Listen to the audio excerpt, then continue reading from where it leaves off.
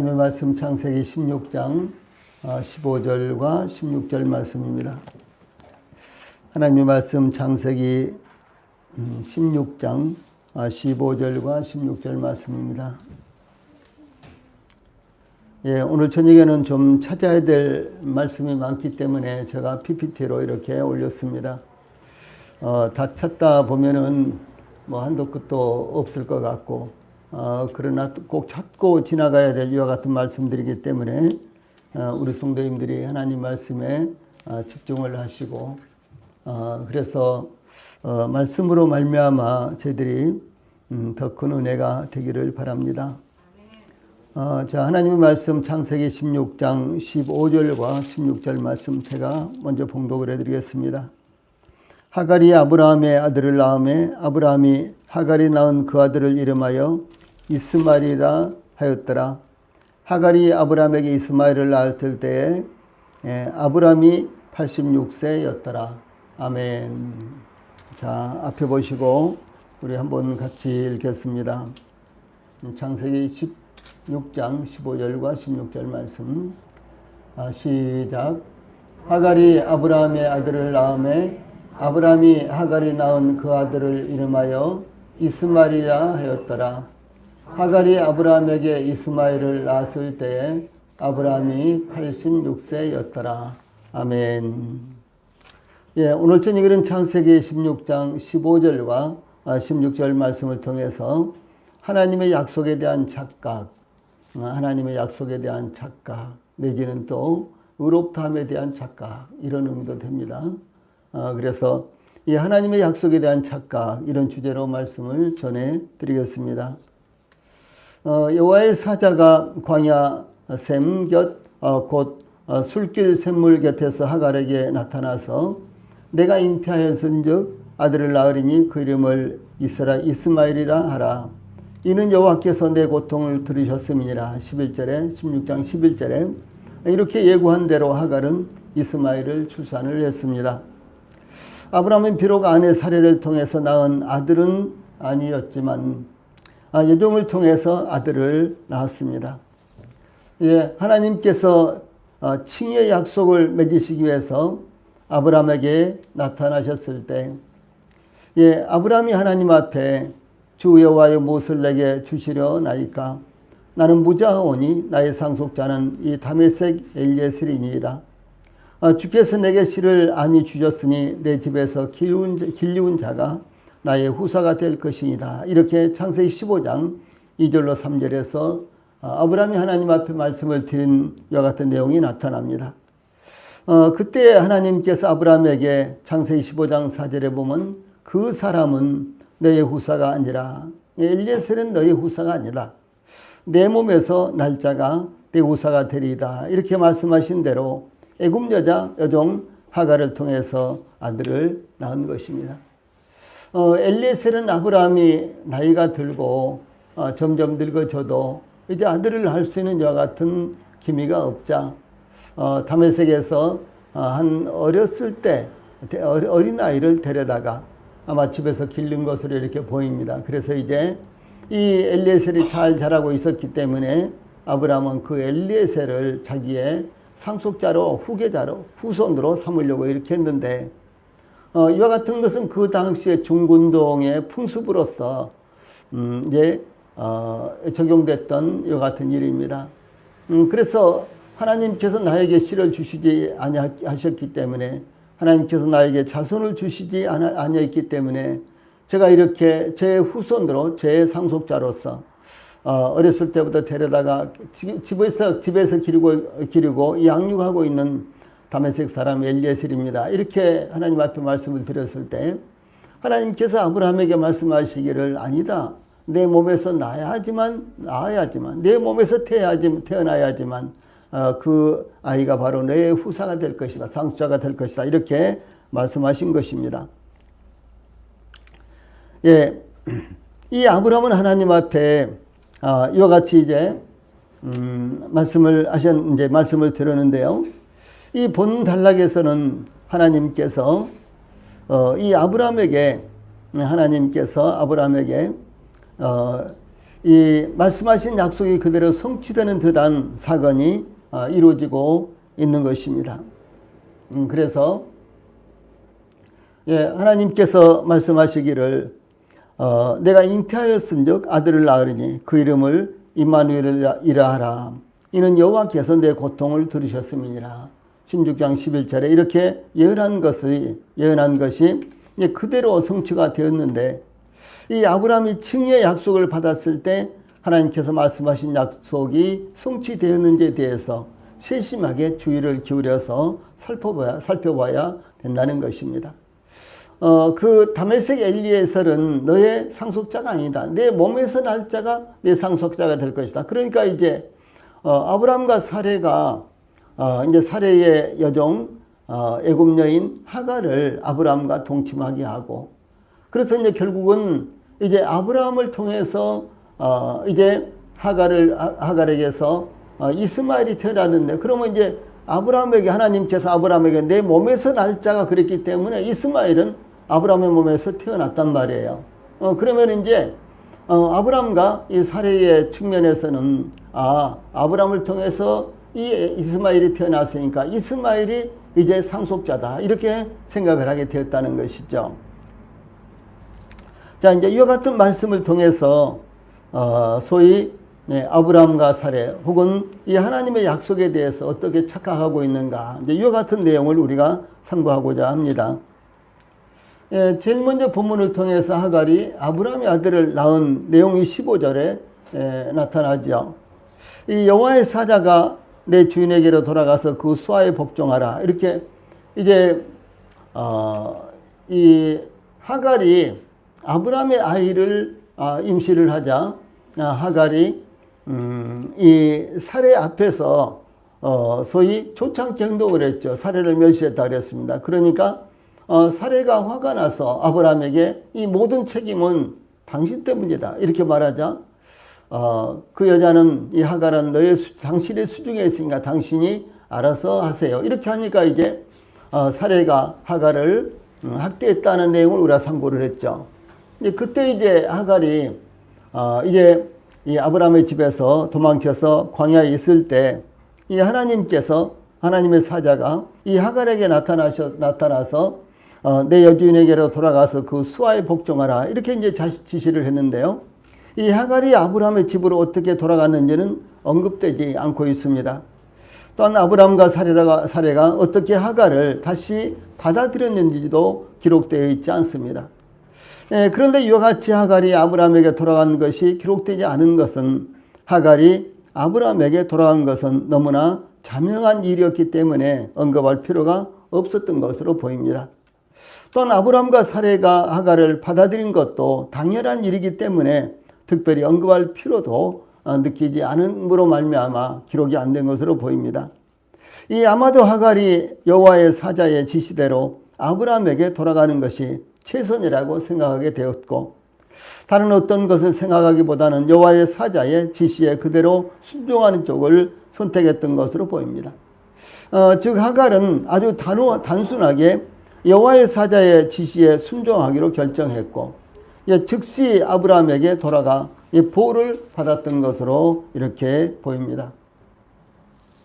그런데 여호와의 사자가 하갈에게 내가 잉태하였은즉 아들을 낳으리니 그 이름을 이스마엘이라 하라. 이는 여호와께서 내 고통을 들으셨음이니라. 이렇게 예고한 대로 하갈은 아들을 낳았습니다.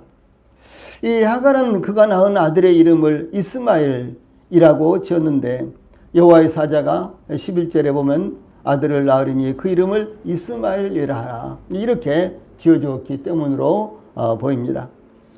이미 우리가 상고한 대로 이스마엘이라는 이름은 하나님께서 들으신다라는 뜻으로 이 여호와의 사자가 명명하신 이름이며 예고된 이름입니다.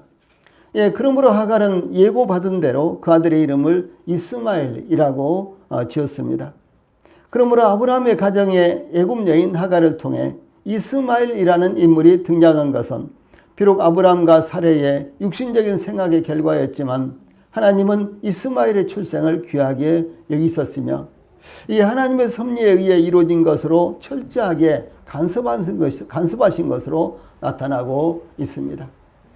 그래서 이 그리스도인의 가정에서 아이들이 태어나든지 아니면은 저 하나님을 알지 못하는 이와 같은 가정에서 아이들이 태어나든지 간에 이와 같이 사람이 태어난 것은 하나님께서 대단히 귀하게 여기시고 또 뿐만 아니라 하나님의 넓은 경륜 가운데서 이와 같은 일들이 일어나고 있다는 것을 여기서 말씀하고 있는 것입니다. 여기 15절 후반부에 아브라함이 하갈이 낳은 그 아들을 이름하여 이스마엘이라 하였더라. 이런 말씀은 이 아브라함도 또한 이스마엘을 여호와의 지시하신 이름으로 부르는데 주저하지 않았다는 것을 의미합니다. 즉 아브라함은 여호와의 사자가 하갈에게 계시한 이스마엘이라는 이름을 그대로 받아들여 하갈의 소생에게 붙여진 것은 아브라함과 사레가 이스마엘을 자신들의 아들로서 이 공적으로 인정했다는 것을 의미하며 이 또한 하나님께서 주신 아들이라는 것을 의심하지 않았다는 것을 의미하는 것입니다. 특히 하나님께서 이스마엘이라는 이름을 주신 것은 하나님께서 이스마엘을 지키시며 그의 생애를 인도하실 것을 의미하는 것입니다.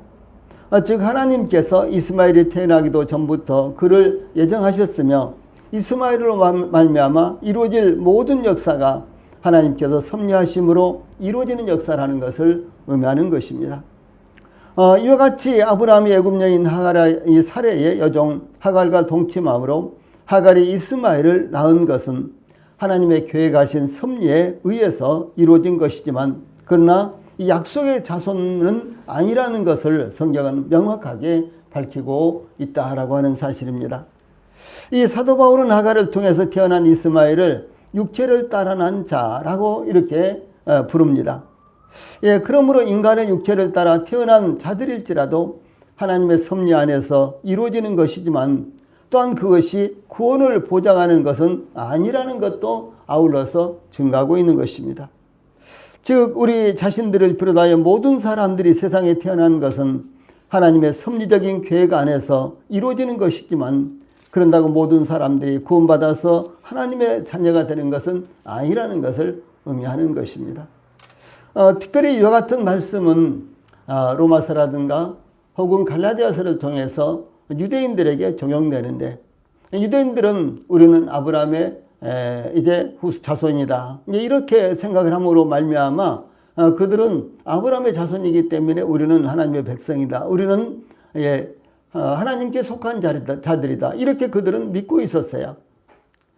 그러나 하나님은 이제 단순히 육신적인 출생 자체가 하나님의 자녀가 된다든가 하나님의 백성이 된다든가 그런 것은 아니라는 것을 분명하게 지적을 하고 있다라고 하는 사실입니다. 자, 이와 같은 사실을 우리가 좀 더 명확하게 살펴보기 위해서 여기 16절에 보면은 하갈이 이스마엘을 낳았을 때에 아브라함의 나이가 언급되고 있죠. 이것이 무슨 의미인가라는 사실입니다. 애굽 여인 사레의 여종인 하갈이 아브라함을 통해서 이스마엘을 낳았을 때에 아브라함의 나이가 이스마엘의 출생 사건에 이어져서 증거되고 있습니다. 그러니까 15절에서는 이스마엘이 태어났다. 16절에서는 이스마엘이 태어났을 때에 아브라함의 나이가 몇 살이다. 이렇게 나와 있잖아요. 이것은 대단히 긴밀한 연관성이 있다라고 하는 사실이죠. 그래서 하갈이 아브라함에게 이스마엘을 낳았을 때에 아브라함이 86세였더라. 86세였더라. 라고 이렇게 증거하고 있습니다. 아브라함이 하갈을 통해서 이스마엘을 낳았을 때의 나이가 기록된 것은 이 사건의 중요성 때문인 것으로 보입니다. 이 아브라함이 하갈을 통해 이스마엘을 낳을 때가 언제였느냐는 것은 대단히 중요한 사건으로서 기독교 교리의 중요한 부분을 형성하고 있고 그것을 증명하고 있기 때문에 이 대목이 참 중요하다라고 하는 사실입니다. 아브라함이 하란을 떠났을 때가 75세였습니다. 창세기 12장 4절에 보면 아브라함이 하란을 떠났을 때의 나이가 75세였다 이렇게 나옵니다. 아브라함은 그로부터 11년이 지난 86세에 이스마엘을 낳았습니다. 그래서 여기 16절에는 또 아브라함이 이스마엘을 낳았을 때의 나이가 86세 이렇게 또 나온다는 것이죠. 그동안에 일어난 사건의 정확한 시점은 알 수 없지만 하나님께서 아브라함에게 나타나셔서 언약을 맺으시는 사건이 75세와 86세 그 사이에 있었다라고 하는 사실입니다. 예, 하나님께서 아브라함에게 나타나셔서 아브라함아 두려워 말라 나는 너의 방패요 너의 지극히 큰 상급이니라. 창세기 15장 1절에 이렇게 말씀하시자 아브라함이 하나님께 대답하기를 주 여호와여 무엇을 내게 주시려나이까? 나는 부자오니 나의 상속자는 이 다메섹 엘리에셀이니이다. 이렇게 말씀을 드리죠. 또한 아브라함은 이어서 3절에 주께서 내게 씨를 주지 아니하셨으니 내 집에서 길려온 자가 나의 후사가 될 것입니다. 이렇게 말씀을 드렸습니다. 예, 그때 하나님께서 아브라함에게 말씀하시기를 아브라함을 이끌고 밖으로 나가셔서 하늘을 우러러 무뼈를 셀 수 있나 보라. 또 그에게 이르시되 내 자손이 이와 같으리라. 5절에 이렇게 말씀을 하셨는데 5절에 나오죠. 이 아브라함은 하나님께서 말씀하신 것을 그대로 받아들여서 믿었습니다. 내 자손이 하늘의 별을 보라. 내 자손이 이와 같을 것이다. 이렇게 하나님께서 말씀하시자요. 아브라함은 그것을 그대로 받아들였다는 거죠. 예. 예, 이와 같은 상황에 대해서 창세기 15장 6절에 아브라함이 여호와를 믿으니 여호와께서 이를 그의 의로 여기시고 라고 증거하므로 이신칭이 곧 믿음으로 의롭다 하심을 여김받는 사건이 그때 나타납니다. 이신칭이라는 말은요, 믿음으로 의롭다 하심을 얻는 것, 이것을 이런 것을 의미하는 거예요. 그리고 이런 사건이 그때 나타납니다.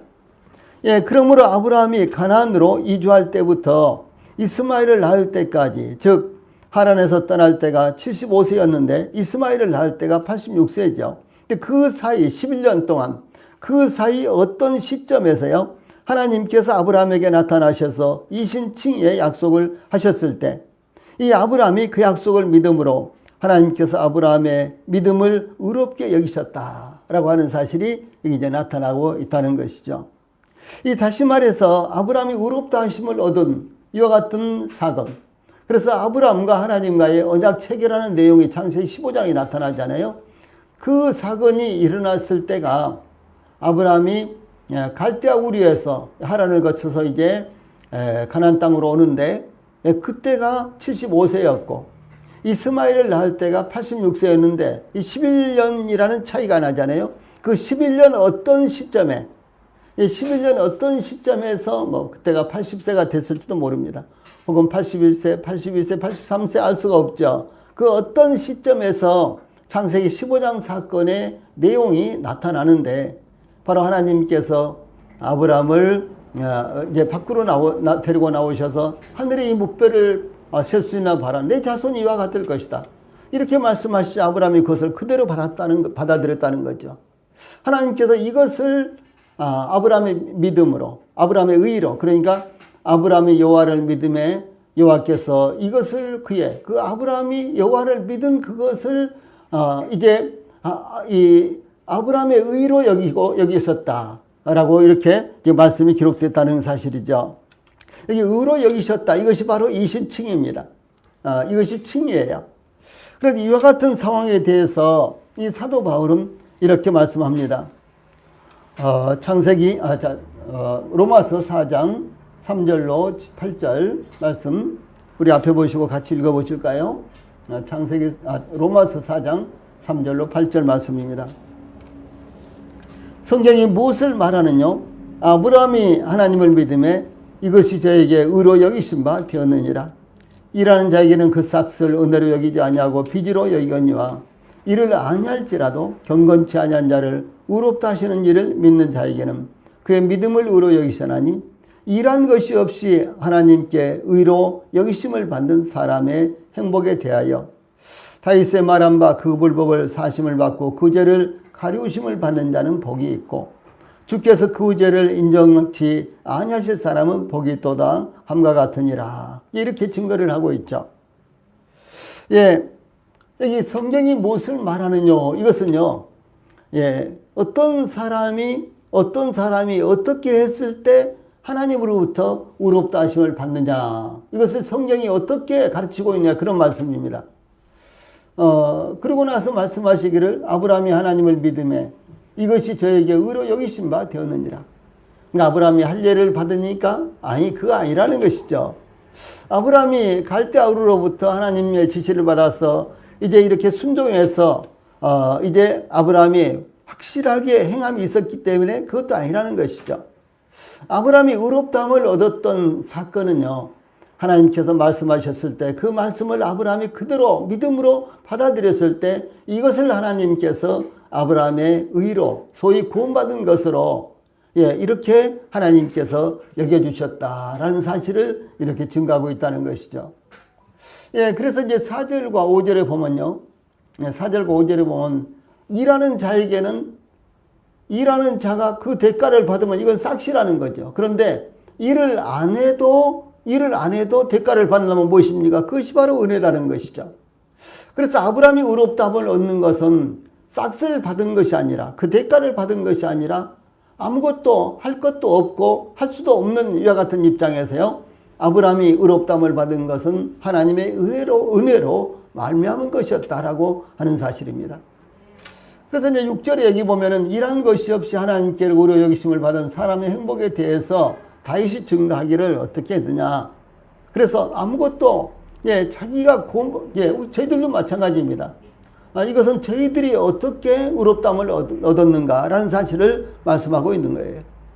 왜냐하면 오늘도 소위 이 사도 바울이 활동하던 당시에 이스라엘 사람들, 유대인들은요, 율법을 지켜서 혹은 할례를 행함으로 말미암아 내지는 그들이 아브라함의 후손으로 태어났기 때문에 그래서 그들이 하나님의 자녀가 되었다, 의롭다함을 얻었다, 이렇게 주장했거든요.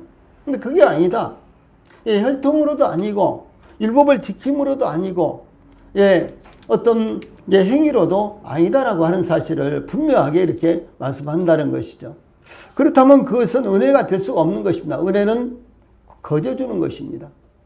은혜는요, 일을 하고 받는 것은 싹시지 은혜가 아니라는 것이죠. 그런데 일을 아니할지라도 내지는 일을 못할지라도 의롭다 하시는 일을 믿는 자에게는, 의롭다 하신 이가 누굽니까? 하나님이시죠. 그 하나님을 믿는 사람에게는 그 믿음을 의로 여기신다라고 이렇게 말씀하는 것입니다. 그래서 이제 7절에 보면 다윗이 어떻게 증거하고 있느냐.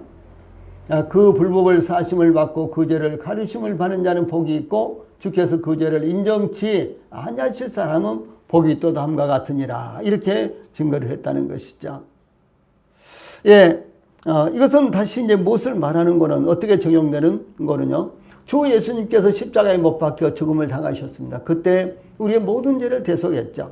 이 사실을 받아들인 사람에게는요, 이것을 믿는 사람에게는 그의 믿음을 우려 여기신다. 이것이 바로 다윗이 전파한 복이다라고 하는 사실입니다.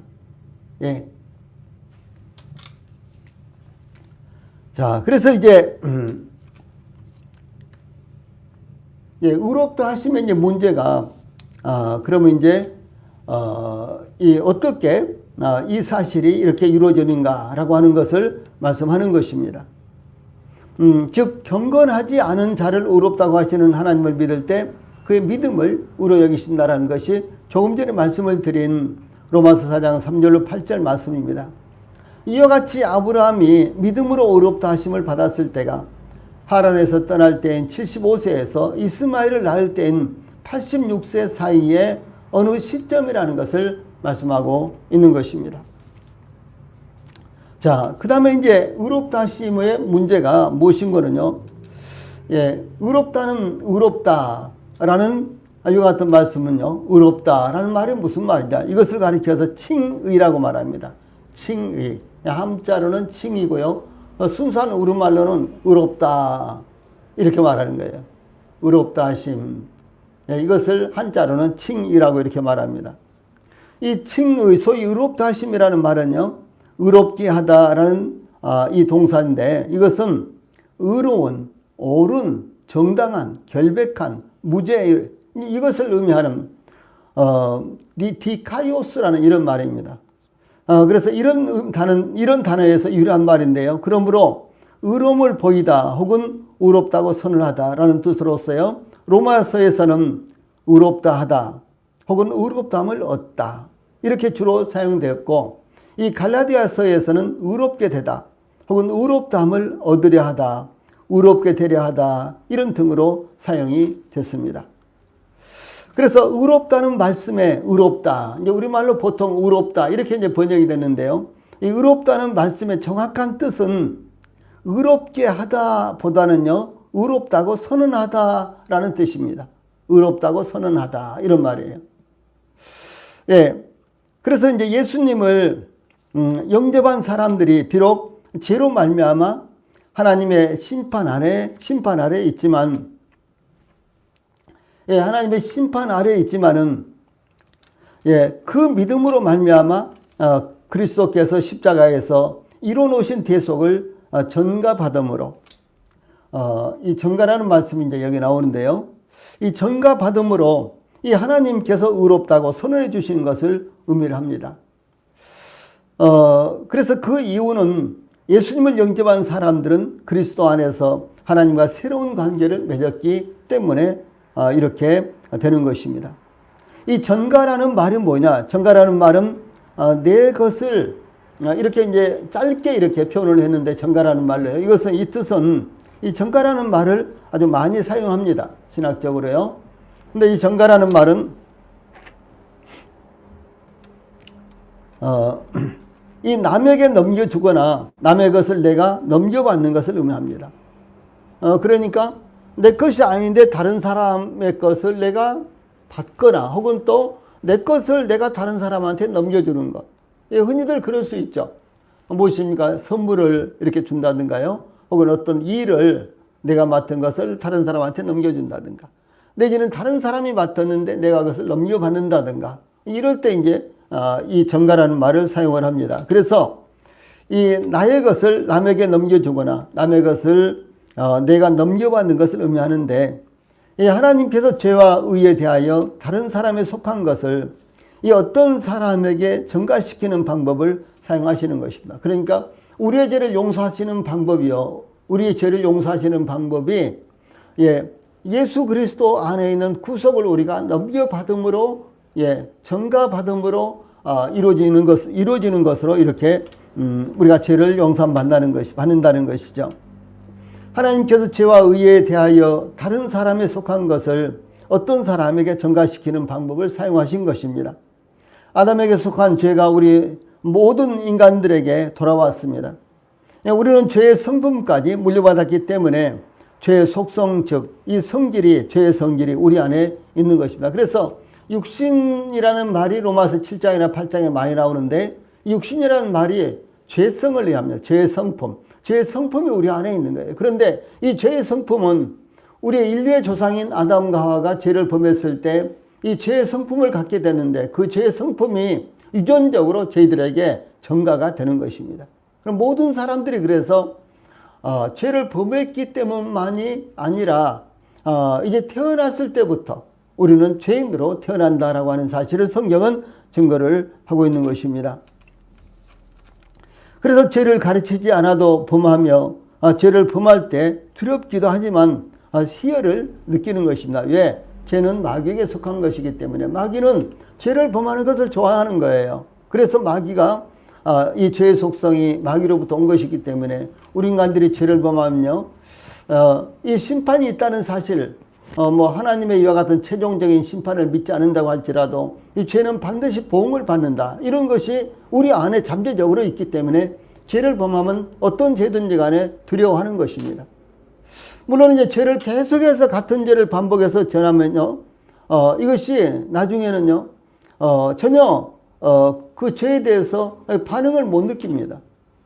그러나 이제 그러기 전까지는요, 이 죄를 범하면은 이제 두려움을 느끼고, 그런가 하면 두려움뿐만 아니라 어떤 희열도 아울러 느낀다라고 하는 것이죠. 이것이 죄가 마귀에게 속한 것이기 때문에 그런 것입니다. 그리고 이것은 이제 아담의 죄가 그 자손들인 우리들에게 전가된 것이다라고 하는 사실을 증가하는 것입니다. 그래서 이제 사도 바울은 증가하기를 로마서 5장 12절에 이름으로 한 사람으로 말미암아 죄가 세상에 들어오고 죄로 말미암아 사망이 왔나니 이와 같이 모든 사람이 죄를 지었으므로 사망이 모든 사람에게 이르렀느니라, 이렇게 증가하고 있습니다. 자, 여기 한 사람은 누굽니까? 아담으로 말미암아 죄가 세상에 들어오고 그런 말미암아 저희들 안에도 들어온 거예요. 아담의 죄로 말미암아 이 죄가 이어져서 넘어온 것입니다. 전가가 된 것입니다. 또 5장 19절 로마서 5장 19절에서는요. 한 사람의 순종치 아니함으로 많은 사람이 죄인 된 것 같이. 그러니까 아담의 이 불순종으로 말미암아 많은 사람이 죄인이 됐다. 이게 많은이라는 말은요. 많은이라는 말은 이 집단적으로 많은, 그러니까 결과적으로 모든 인류가 죄인 된 것 같이 그런 말입니다. 예. 여기 이제 한 사람의 순종치 아니함으로 많은 사람이, 여기 많은 사람 앞에요. 영어로 말한다면 정관사가 사용됐습니다. 그래서 집단적으로 모든 사람이 죄인 된 것 같이 이런 말입니다. 그래서 인류의 조상 아담 한 사람의 범죄로 말미암아 그 죄의 성품이 우리들에게 그대로 이어져 내려왔고 전가가 됨으로 말미암아 모든 사람이 죄인 된 거예요. 예, 세상에서는 죄를 범하고 또 죄를 범한 이와 같은 증거가 물증이 있어야지만 그 사람을 죄인으로 취급합니다. 그러나 하나님 앞에서는 우리가 죄를 범하기 전에 이미 우리 안에 죄라는 것이 있다는 것 사실이죠. 그래서 우리는 태어나면서 죄인으로 태어나는 것입니다. 지금 그것을 말씀하는 거예요. 그런데 또 상대적으로 무엇이냐? 한 사람의 순종하심으로 누굽니까? 당연히 주 예수님이죠. 예, 주 예수님의 순종하심으로 어떤 순종? 십자가에서 저희들의 모든 죄를 담당하시고 하나님의 뜻을 따라서 죽으셨죠. 주 예수님을 세상에 보내신 것은 모든 인류의 죄를 주 예수님께서 대신 십자가에서 죽음을 통해서 담당하시기 위해서 주 예수님을 세상에 보내신 거예요. 그런데 이와 같은 하나님의 뜻대로 주 예수님께서 이제 그 십자가에서 못 박혀 죽으심으로 저희들의 죄를 담당하심으로 이제 많은 사람이 의인이 된다라고 이렇게 기록하고 있는 것입니다. 즉 아담의 범죄는 모든 인류를 죄이 되게 하였고 예수 그리스도의 의한 행동, 즉 십자가의 구속은 예수님을 믿는 모든 사람을 의롭다고 하셨다라고 하는 사실입니다. 또한 모든 인류는 아담으로부터 죄와 사망을 유산으로 받았습니다. 하나님으로부터 의를 얻는 방법도 한 사람 예수 그리스도의 의의 행위로 예수님을 믿는 모든 사람이 의롭다 하심을 얻게 됐다라고 이렇게 증가하고 있는 것입니다. 예, 그러므로 이 전가를요 가장 잘 표현해주고 있는 말씀이 선자 이사야의 이 글에 나타납니다. 즉 주 예수님께서 우리의 모든 죄를 대신 담당하여 죽으심으로 우리의 죄를 대신 대속하셨다라는 것을 예언적으로 증거를 한 것입니다. 이사야서 53장 4절, 6절, 8절, 11절 중간중간 빼고 제가 여기 읽어드리겠습니다. 그는 실로 우리의 질고를 지고, 그는 누굽니까? 예, 바로 메시아입니다. 예, 주 예수님을 가리켜서 이렇게 말씀하고 있죠. 예, 그는 실로 우리의 질고를 지고 우리의 슬픔을 당하였거늘 우리는 생각하기를 그는 예수님은 징벌을 받아서 하나님에게 맞으며 고난을 당한다 하였노라. 그가 찔림은 예수님께서 찔림은 우리의 허물을 인하며 그가 상함은 예수님께서 십자가에서 상하신 것은 우리의 죄악을 인함이라. 그가 예수님께서 징계를 받음으로 우리가 평화를 누리고 그가 예수님께서 채찍에 맞음으로 우리가 나음을 입었도다.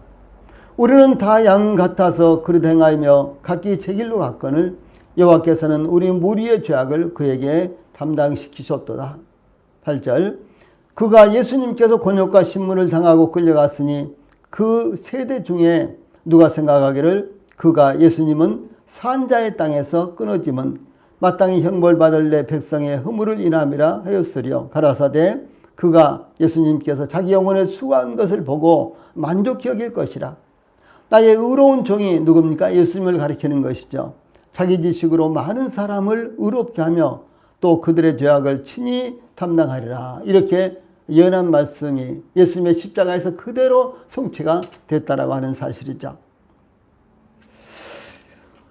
좀 더 이제 우리는 로마서로 또 가보면요. 이 로마서를 통해서 사도 바울은 모든 사람들이 하나님의 의의 기준에 이르지 못했지만 로마서 1장부터 3장까지 내용이죠.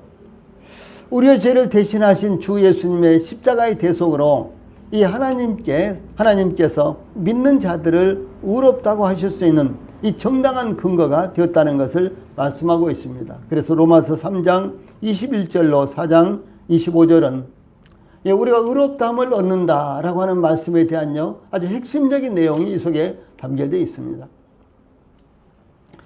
그러므로 사도 바울은 의롭다함을 받는 것은 오직 믿음으로 이루어지는 것이요 행위로 의롭다함을 받는 것이 아닌 것은 이렇게 분명하게 선언하고 있는 말씀이 있다는 것이죠. 예를 들어서 로마서 5장 1절에요. 그러므로 우리가 믿음으로 의롭다 하심을 얻었은즉 우리 주 예수 그리스도로 말미암아 하나님으로 더불어 화평을 누리자 이렇게 선언하고 있습니다. 자, 그러므로 우리가 믿음으로 의롭다 하심을 얻었은즉 믿음으로 의롭다 하심을 얻었은즉 다른 어떤 부수적인 여기 내용이 들어있지 않습니다. 우리가 믿음으로 말미암아 의롭다함을 얻었다 이렇게 선언하고 있는 것입니다. 여기 다른 조건이 없잖아요. 그러면 뭐냐? 그렇기 때문에요. 우리가 하나님으로 더불어 화평을 누리자 이렇게 선언하고 있습니다. 무엇입니까? 우리는 하나님 앞에 나갈 수가 없는 자들입니다. 이스라엘 백성들이 시내산 앞에서 율법을 받을 때요. 이제 모세가 시내산에 이렇게 올라갔죠. 그런데 이스라엘 백성들은 이 시내산의 아래쪽에 경계를 만들어서 더 이상 올라가지를 못했어요. 이 출애굽기 19장에 보면 이스라엘 백성들이 모세가 율법을 받기 위해서 시내산에 올라갈 때 3일 전부터요. 자기를 정결케 하고 하나님의 강림을 맞이하기 위해서 준비를 합니다. 그런데도 불구하고 이스라엘 백성들은 모세는 시내산에 올라갔지만 이스라엘 백성들은 이 시내산 아래다가 경계를 만들어 놓고요. 그 이상 올라가지는 못했어요. 또 뿐만 아니라 성막의 내용을 봐도요. 성막에 제일 먼저 들어가면은 성막 안으로 들어가면 그 울타리 이제 세마 보장이 있는데 그 안으로 들어가면 제일 먼저 우리를 맞이한 것이요. 번제단입니다. 그 다음에 이제 물두멍이 있고요. 이제 물두멍을 거쳐서 소위 성소에 들어가게 되는 것이죠. 그런데 이 제사장들만 성소에 들어갈 수가 있고 그 다음에 지성소는 대제사장만이 1년에 한 번씩 하나님께서 정하신 날 피를 가지고만 들어갈 수 있는 곳이잖아요. 이 대제사장이 1년에 한 번씩만 유일하게 피를 가지고 들어갈 수 있는 곳이 지성소였어요. 아무나 못 들어간다는 거죠. 마치 이스라엘 백성들이 3일 동안이나 준비를 하고 경건한 생활을 하고요. 하나님의 강림을 대비를 했지만 그런데도 불구하고 이스라엘 백성들이 시내산 앞에서 그 경계를 넘어서지 못했어요. 하나님 앞에 원하는 대로 갈 수 있는 길이 막혀 있었다는 것이죠. 그런데 이제 예수 그리스도께서 십자가에 못 박혀 죽으심으로 말미암아 그 길이 열린 것입니다. 좀 전에 말씀드린 대로 제사장들도 아무라도 지성소에 들어갈 수가 없었습니다. 오직 대제사장만이 1년에 한 번씩 하나님께서 정하신 때에 그리고 하나님께서 정해놓으신 피를 가지고 지성소 안에 들어갈 수 있었다는 것이죠. 그래서 이 성소와 지성소는 똑같이 성소인데 앞에 있는 곳은 성소, 뒤에 있는 곳은 지성소라 그랬습니다. 이 지성소 안에는 언약궤가 있었죠. 그런데 그 사이를 이 베일로 이렇게 막아져 있습니다. 카텐으로, 베일로 휘장으로 막혀져 있었습니다. 근데 그 휘장을 통과할 수가 없었어요. 이 카텐이니까 그냥 이렇게 제치고 들어가면 되잖아요. 그런데 들어갈 수가 없었어요. 왜냐하면 무시로 들어가면 죽음을 당하는 거예요. 그래서 오직 유일하게 하나님께서 1년에 한 번씩 7월 10일 대속죄일 날 그것도 대제사장만 들어갈 수 있었고요. 또 대제사장이 그냥 들어갈 수 있는 것이 아니라 하나님께서 정하신 피를 가지고만 들어갈 수 있었다는 것이죠. 무시로 들어갈 수 없었습니다. 아무나 들어갈 수 없었습니다.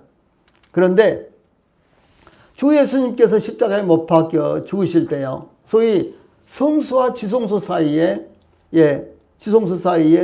성소 휘장이 있었잖아요.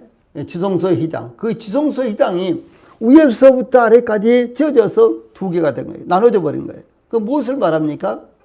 하나님께서 이 성소휘장을 예수님이 십자가에 못 박혀서 죽으시는 순간 성소휘장을 하나님께서 찢어버리신 거예요.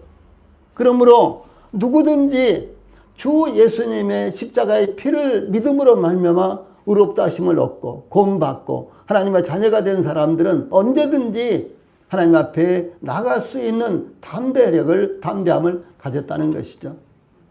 예, 그래서 지금 사도 바울이 여기에서 뭐라고 하고 있습니까? 예, 그러므로 우리가 믿음으로 의롭다 하심을 얻었은즉 우리 주 예수 그리스도로 말미암아 하나님과 화목한 관계를 이루자. 예, 화목한 관계가 이미 이루어졌으니까. 왜 화목한 관계가 이루어졌을까요? 우리의 죄가 다 용서받았기 때문에. 예, 죄 때문에 하나님 앞에 못 나갈 수가 없었습니다. 예, 죄 때문에 하나님과 우리 사이에는요, 이렇게 담이 있었어요. 갭이 있었습니다. 간격이 있었습니다. 그런데 주 예수님께서 십자가에서 죽음을 당하심으로 우리의 모든 죄를 대속하셨기 때문에 우리가 하나님 앞에 언제든지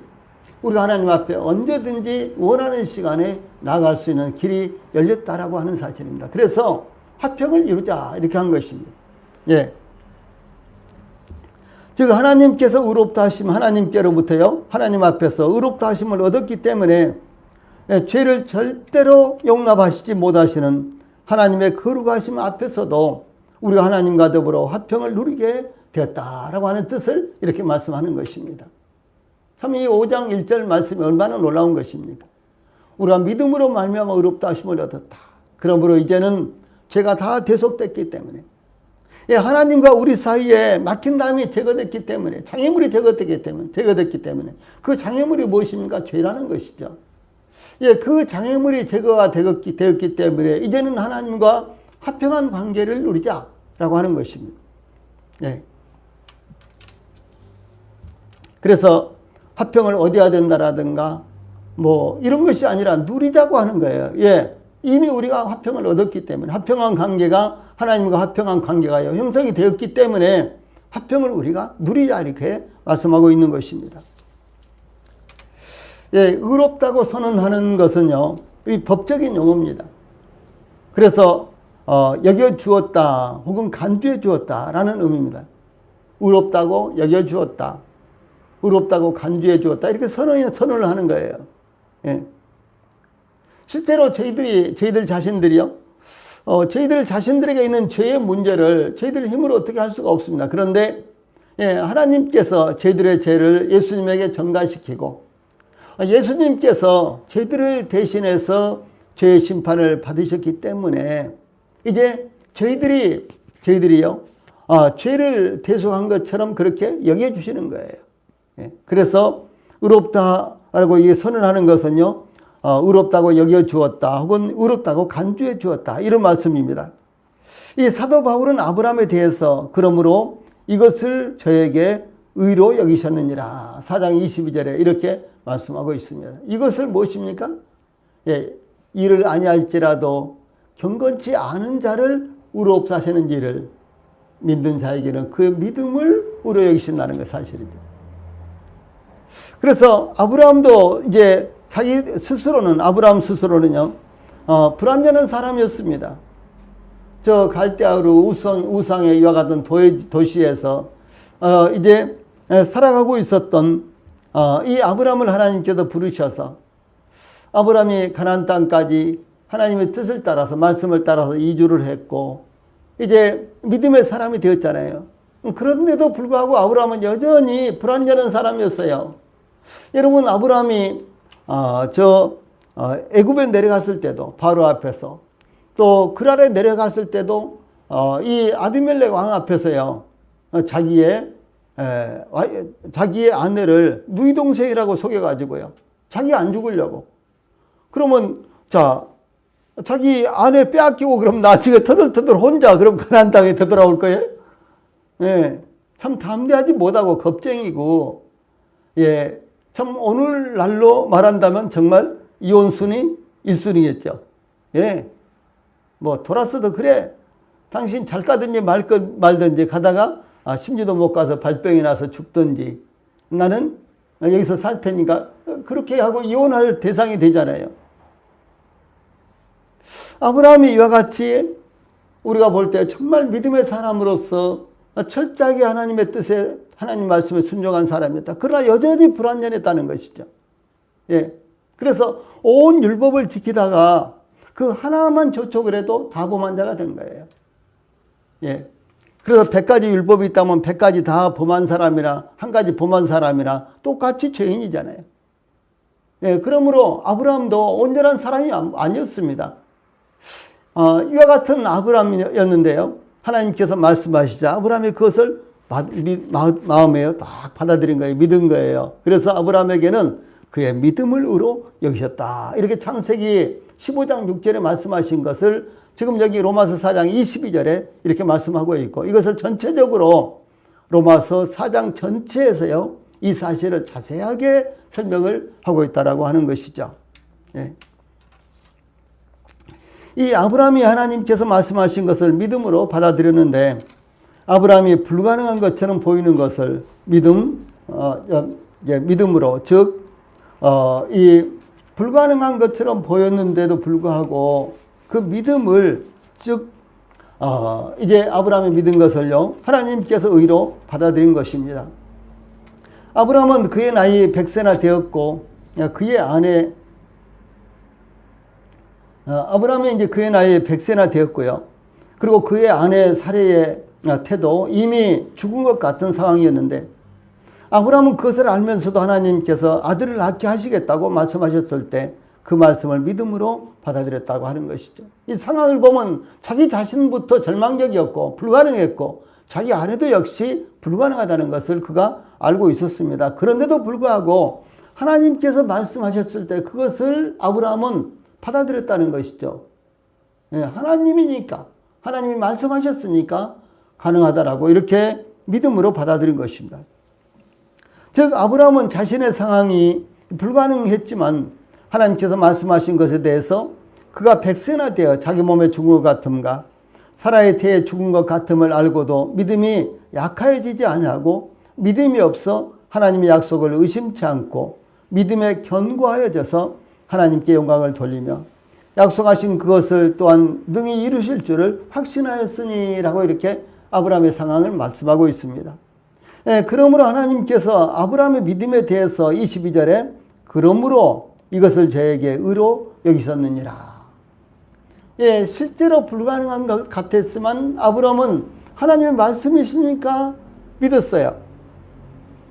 이 믿음을 하나님께서 의로 여기셨다라고 하는 사실입니다. 사실은 저희들이 진실로 진실로 너에게 이르노니 내 말을 듣고 또 나 보내신 이를 믿는 자는 영생을 얻었고 심판에 이르지 아니하나니 사망에서 생명으로 옮겼느니라. 사실 이 말씀 하나하나 따져보면 저희들이 도저히 믿을 수 없는 것입니다. 그런데도 불구하고 하나님의 말씀이니까 저희들에게 믿어졌어요.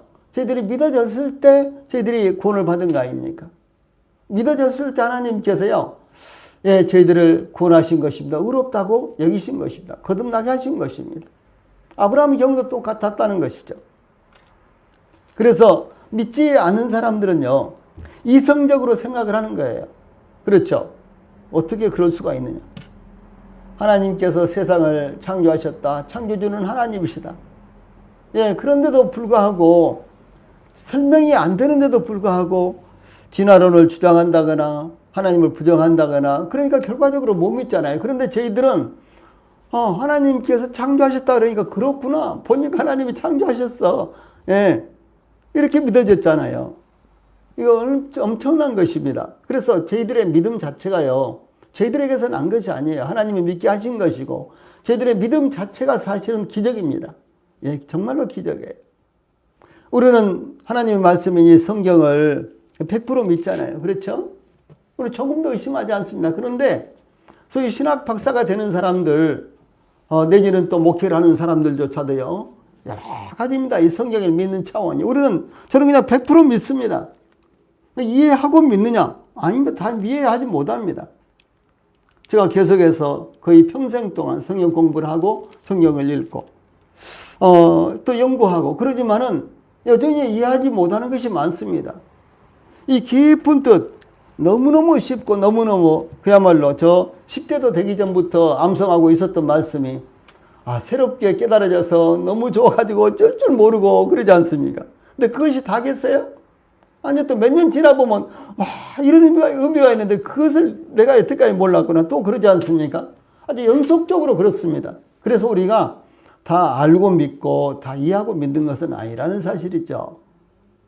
그렇기 때문에 우리가 믿었다고 하는 것은요, 정말 기적인 것입니다. 이것은 우리의 이성으로 우리가 이해하고, 따지고, 그래서 우리가 믿게 된 것이 아니라 하나님께서 사실은 믿을 수 있도록 우리에게요, 역사하신 거예요. 예. 그래서 에베소 2장 8절에 보면 너희가 그 은혜를 인하여 믿음으로 말미암아 구원을 얻었나니 이것이 너희에게서 난 것이 아니요. 이것이 뭡니까? 이것이 너희에게서 난 것이 아니요. 하나님의 선물이다. 이것은 너희가 그 은혜를 믿음으로 말미암아 구원을 얻었나니. 여기 믿음도 거기에 적용이 되고요. 구원을 받았나니 하는 구원도 거기에 적용되는 거예요. 믿음도 구원도 우리들에게서 난 것이 아니요. 하나님의 선물이라는 거죠. 예. 저는 제가 구원받아도 초창기는 정말 제가 잘나가지고 딱 믿었기 때문에 이해했기 때문에 구원받은 것으로 생각했어요. 정말 그랬어요. 네. 그런데 구원받은 횟수가 이제 더해가고 또 성경을 읽으면 읽을수록 또 성경에 대해서 조금씩 지식이 더해지면 더해질수록 이것이 나로 말미암아 된 것은 아무것도 없구나. 모두 다 하나님께로부터 난 것이고 하나님의 은혜다. 예, 정말로 그렇습니다. 이것이 얼마나 놀라운지 몰라요. 사실은 저희들로부터 나온 것은 순간적이고요. 다 사라지는 것입니다. 그렇죠? 예, 하나님으로부터 온 것만 영원한 거예요. 예, 그러니 저 얼마나 놀랍느냐라고 하는 사실이죠. 그래서 믿음의 연륜이 더해지면 더해질수록 오직 하나님이다. 오직 하나님이지 내가 어떤 역사한 것이라든가 내가 무엇을 한 것은 정말 티끌만큼도 없다라는 사실을 더욱더 깨닫게 되는 거예요. 네. 그래서 이제 하나님께서 죄인을 의인처럼 여겨주시는 것은 하나님의 완전하시고도 거룩하신 성품에 따라 합당하지 않은 것이 틀림없습니다. 하나님은 완전하시고 완전히 거룩하신 분이신데 죄인을 그냥 의롭다고 무죄 그러면 죄인을 죄에 없다 이렇게 하면 되겠어요? 그건 안 되는 거죠. 예. 만약 우리의 죄를 아무런 대가 없이 죄가 없는 것처럼 여겨주신다면 하나님도 불의한 분으로 여겨질 것이 틀림없습니다. 예를 들어서 어떤 판사가 죄가 명확한 사람을 무죄 선언을 했다면 모든 국민들에게 지탄을 받을 것입니다. 그런 일들이 가끔 있잖아요. 근데 판사가 보기에는 틀림없이 이 사람은 무죄일 수도 있어요. 그러나 이제 법에 대해서 우리가 소견이 짧기 때문에 지식이 적기 때문에 우리가 보면은 이거 말도 안 되는 판결이잖아요. 그렇죠? 예, 이건 정말 말도 안 된다. 판사들 이거 돈 먹었다라든가 우리가 여러 가지 말을 많이 하잖아요. 그렇죠? 근데 판사들이 보는 견해로서는 무죄일 수 있어요. 근데 우리의 상식으로는 안 된다. 아니라는 것이죠. 근데 만약에 판사가 죄가 있는데도 무죄로 한다든가 죄가 없는데도 유죄해가지고 사형시키고 그런 일들이 많이 있었잖아요. 과거에. 예. 그래서 30년, 50년 후에 재심을 통해서 무죄가 되고 이번에도 얼마 전에도 그 30몇 년 전에 살인사건인데요. 그 장애인이 자기가 죽인 거 아니에요. 그런데 하도 고문 심하고 견딜 수 없이 고통스러우니까 그래서 나중에 재판받을 때 아니라 그러면 되니까 여기서는 그냥 죽였다 그래 그러고 사인해. 그 말에 빨리 그렇게 해야 되겠다. 도저히 여기서 내가 못 견디겠다. 그러면 사인을 해준 거예요. 그런데 그것이 증거가 돼가지고 유죄돼가지고요. 20몇 년을 살다가 나온 사람이 있었잖아요. 이번에 재심을 받아서 7억 5천만 원인가 보상을 받았어요. 그 사람하고 전혀 관계없는 일이었어요. 네.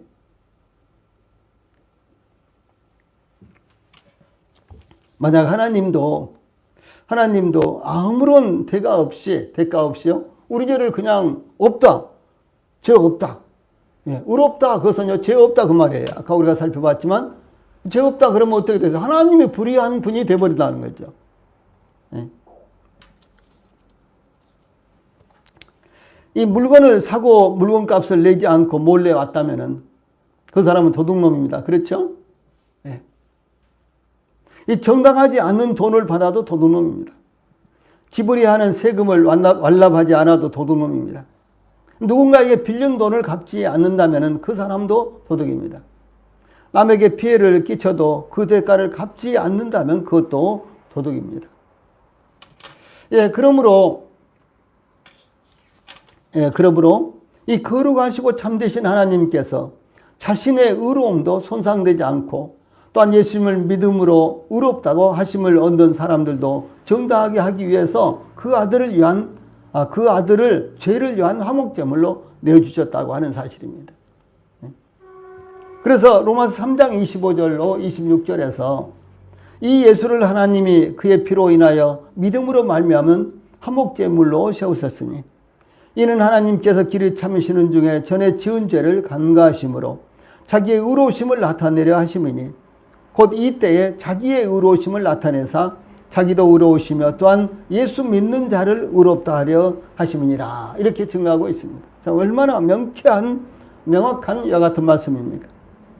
예, 그러므로 사도 바울은 또다시 하나님이 죄를 알지도 못하신 자로 우리를 대신하여 죄를 삼으신 것은 우리로 하여금 저의 안에서 하나님의 의가 되게 하려 하심이라. 이렇게 증거하고 있습니다. 죄를 알지 못하신 분은 당연히 주 예수님이십니다. 예수님만이 죄를 범치 않으심으로 죄가 없으신 분이십니다. 그래서 예수님 외에 우리 죄를 대신하실 분이 없으세요. 예. 그래서 하나님께서 우리를 의롭다고 하시기 위해서 주 예수님을 죄로 삼으심으로 우리를 주 예수님 안에서 하나님의 의가 되게 하셨다라고 이렇게 말씀하고 있는 것입니다. 좀 말씀드렸던 대로 의롭다라고 선언하는 것은요, 하나님께서 값없이 주시는 은혜로서 법정에서 판사가 최종적으로 무죄 이렇게 선언하는 것입니다. 예. 내가 사형을 당할지 10년을 살지 지금 두근두근 하고 있는데 판사가 무죄 하는 거예요. 그럼 얼마나 좋겠습니까? 그렇죠? 막 날뛰고 막 만세를 부르고 그러겠죠. 예. 무죄 선언이 의롭다 하심이라는 뜻입니다. 의롭다 하심. 무죄라고 이렇게 선언하는 거예요. 주 예수님께서 이것이 그래서 이제 법정에서요, 판사가 최종적으로 하는 말입니다. 무죄라고 이렇게 하는 거예요. 그런데 주 예수님께서는 십자가에 못 박혀 죽으시는 순간 다 이루었다. 이렇게 말씀하시죠. 요한복음 19장 30절에 이렇게 선언을 하십니다. 이 말씀의 의미는요, 다 갚았다. 즉 모든 계산을 끝냈다. 완료했다라는 뜻입니다. 그래서 여기 의롭다라는 말씀도요, 유사한 의미예요. 여기에 다 이뤘다라는 말씀과 유사한 의미입니다. 예, 그래서 주 예수님께서 계산을 다 끝냈다. 내가 죄값을 다 갚았다 그 말이에요. 그렇죠? 내가 죄에 대해서 계산을 다 끝냈다. 내가 너희들의 죄의 대가를 십자가에서 죽음으로 다 갚았다. 이런 뜻이죠. 이제 우리는요, 귀하게 쓰임을 받은 믿음의 사람들이 의롭다 하신 칭의를 어떻게 받아들였는지 조금만 더 참고하겠습니다. 웨스트민스터 이 소요리 문답 강해에서는요, 이것은 이제 영국의 웨스트민스터 이제 교회가 있고요, 그 당시에 웨스트민스터 의회가 있었어요. 그래서 그 의회에서 도대체 의롭다 하는 것이 무엇이냐를 이렇게 기독교 교회를 쭉 이렇게 체계화를 했어요. 예, 많은 이단들이 이제 있고 그러니까요, 그 이단들로부터 교회를 보호하고 또 교인들을 믿음 가운데서 지키기 위해서 이렇게 교리서를 만들었는데 그것이 바로 웨스트민스터 교리 문답입니다. 예, 그 중에서요, 소요리 문답 강의에서는 이렇게 하고 있어요. 하나님께서는 은혜로서 모든 죄를 용서하시고 의롭다고 하셨습니다. 이렇게 선언을 합니다. 먼저요. 그 다음에 이제 설명을 하는 거예요. 이것이 성경적인 복음과 얼마나 명확하게 동일합니까? 그렇죠? 우리가 믿는 것과 얼마나 하느냐는 거죠. 근데 이 웨스트민스터 소위리 문답 강해를 굉장히 중요하고 이것을 교회들이 막 연속적으로 강의를 하고 그렇습니다. 그런데도 불구하고 예, 이런 선언의 말씀을요 바르게 이해를 못하는 거예요. 예, 그러니까 계속해서 열심히 해야지만 본받을 것처럼 하고 예, 죄를 이제 매일같이 가서 죄를 또 회개하기도 하고 또 회개기도 하고 예, 그래도 죄를 다 회개기도 못하니까 다 용서받지 못한 것으로 생각을 하고 그걸 구원받지 못한다는 거죠. 그래서 죄 용서 받지 못하는 거예요. 예수님께서 다 이뤘다. 이미 예수님께서 모든 죄를 다 대속했다. 다 끝나잖아요. 그러면. 그런데 이 사실을 믿지 못해요. 여기 보면 웨스트민스터 소요리 문답 강의에서는 제일 첫 번째로 하나님께서는 은혜로서 모든 죄를 용서하시고 의롭다고 하셨습니다. 이렇게 선언을 하고 그 다음에 설명을 하는데요. 그래서 우리가 아직 죄인 된 본성 그대로의 상태에서라도 의롭다고 선언되고 모든 죄를 용서받습니다. 예, 우리가 죄성이 그대로 있잖아요. 그렇죠. 예수님 믿고 나서도 죄를 범하기도 하고 나쁜 생각도 들기도 하고 그러면서 하나님 앞에 내가 구원받고 그러는데도 왜 나는 이렇게 자꾸 악한 것이 생각나고 잘못된 길로 하고 성질은 하나도 변하지 않고 뭐 그러냐 하고 이런 생각을 하지 않습니까? 예. 그런데도 불구하고 예수님께서 우리를 의롭다고 선언하셨다 이렇게 돼 있잖아요. 예. 그 다음에 죄인된 본성 그대로의 상태에서 모든 죄를 용서받았다는 것은 우리의 원죄와 과거의 지은 죄와 현재에 짓고 있는 죄뿐만 아니라 앞으로 미래에 지을 죄까지도 다 용서받았다는 것을 논리적으로 함의합니다. 그래서 속해 있단 말이에요. 얼마나 명확합니까? 예.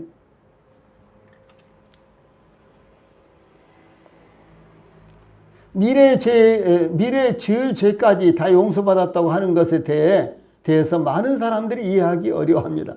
그렇죠. 그럼 죄를 막 지어도 괜찮겠네 막 이렇게 따지잖아요. 그런 이야기를 지금 하고 있는 거예요. 여기서도요. 예. 왜냐하면 그렇게 되면 누가 죄짓기를 두려워하겠는가 싶기 때문입니다. 그렇지만 이 점에 대한 성경의 가르침은 너무도 명확하기에 부정할 수 없습니다. 이렇게 증거하고 있는 것이죠. 얼마나 정확합니까? 예, 마틴 루터는요, 기독교 개혁을 했죠. 이 마틴 루터는 갈라디아서 주석에서 우리 행실과 상관없이 하나님은 그 의로움을 우리에게 덧입히셨다. 이 도덕률에 비추어 볼 때 나는 본래부터 죄인임에 틀림없지만 새로운 의로움에 힘입어 이제 내게는 죄도 양심의 가책도 사망의 공포도 없다라고 이렇게 증거를 합니다. 예, 모든 죄를 완벽하게 용서함 받음으로 그는 더 이상 죄에 대해 두려워하거나 마음의 부담도 없어졌다라고 하는 것을 증거합니다. 이 시대에 가장 영향력 있는 목회자 중에 한 사람으로 인정받는 미국 뉴욕의 맨해튼 리드머 장로교의 담임 목사인 팀 켈러, 일과 영성이라는 책을 제가 소개를 했죠. 예, 그 책을 읽고 너무너무 감동스럽다고 이렇게 하시는 분도 계셨어요. 우리 성도들이 꼭 한번 읽어보기를 바랍니다. 그 책 저자예요.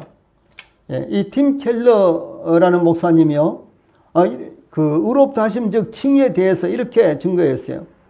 당연히 받아야 할 벌을 하나님께서 면제해 주셨다는 교리로서 우리가 감당해야 할 저주를 대신 받으셨다. 이렇게 증거합니다. 예, 아주 명확하게 복음을 전하신 분이에요. 이분도요. 예, 기독교 안에는 하나님의 약속에 대한 다양한 오해가 있습니다. 아브라함이 하나님께서 주께서 내게 씨를 주지 아니하셨으니 내 집에서 길려온 자가 나의 후사가 될 것이니라 이렇게 말씀드리자 하나님께서 아브라함에게 그 사람은 너의 후사가 아니라 내 몸에서 날 자가 내 후사가 되리라 라고 말씀하시고 아브라함을 이끌고 밖으로 나가셔서 하늘을 우러러 무뼈를 셀 수 있나 보라. 또 그에게 이르시되 내 자손이 이와 같으리라 이렇게 약속하셨습니다. 그러나 아브라함이 낳은 아들이라도 애굽 여인 사레의 여종 하갈이 낳은 이스마엘은 약속의 자녀가 아니었다는 사실이죠. 이게 참 중요한 거예요. 아주 핵심입니다. 하갈이 아브라함을 통해서 100명의 아들들을 낳았다고 할지라도 그들은 약속의 자녀가 아닌 것입니다. 그러므로 아브라함을 통해서 낳은 아들일지라도 약속의 자녀만이 아브라함의 후사가 되는 것입니다. 마지막으로 이와 같이 육신적인 출생이나 우리의 종교적인 배경에 따라 의롭다함을 얻는 것이 아니라 우리가 주 예수님의 십자가의 구속을 믿음으로 받아들일 때 의롭다 하심을 입게 되는 것입니다. 그러므로 사도 바울은 로마의 그리스도인들에게 그리스도 예수 안에 있는 구속으로 말미암아 그리스도 예수 안에 있는 구속이에요. 예, 다른 어떤 누구로부터 어떤 것으로부터도 우리가 죄사함 받을 수 없어요. 그리스도 예수 안에 있는 구속으로 말미암아 그리스도 예수 안에 있는 구속으로 말미암아서만 죄사함을 받을 수 있는 거예요. 그런데 그리스도 예수 안에 있는 구속으로 말미암아 하나님의 은혜로 값없이 의롭다 하심을 얻은 자 되었느니라. 이렇게 선언합니다. 예, 아멘이 하나도 안 나옵니까? 지금 온라인으로 예배 드리고 계신 우리 성도님들 아멘 하셨어요? 안 하셨어요? 예. 그리스도 예수 안에 있는 구속으로 말미암아 하나님의 은혜로 값없이 의롭다 하심을 얻은 자 되었느니라. 예, 얼마나 놀랍습니까? 역사 이래로 그러니까 초대교회 때부터 지금까지 이 말씀을 깨달은 모든 구원받은 성도들이 이 말씀이 전파될 때마다 이 말씀을 볼 때마다 마음으로 아멘 아멘 했을 거예요. 예, 틀림없습니다. 성경을 읽으면서도 이 대목을 읽을 때 아멘 아멘 하셨을 것입니다. 우리 모든 성도들이 그래서요 하나님의 약속에 대해서 착오가 없으시기를 바랍니다. 오늘 제가 복음을 이렇게 좀 풀어드리면서 이 본문 말씀을 통해서 복음을 풀어드리면서 우리 성도님들이 복음을 전할 때 혹은 우리 성도들의 신앙에서요 좀 더 명확하게 이 복음에 대한 사실을 가지시기를 원하셔서 좀 늦었습니다만 이렇게 증거했습니다. 우리 성도님들에게 아주 좋은 이런 기회가 되시기를 바랍니다.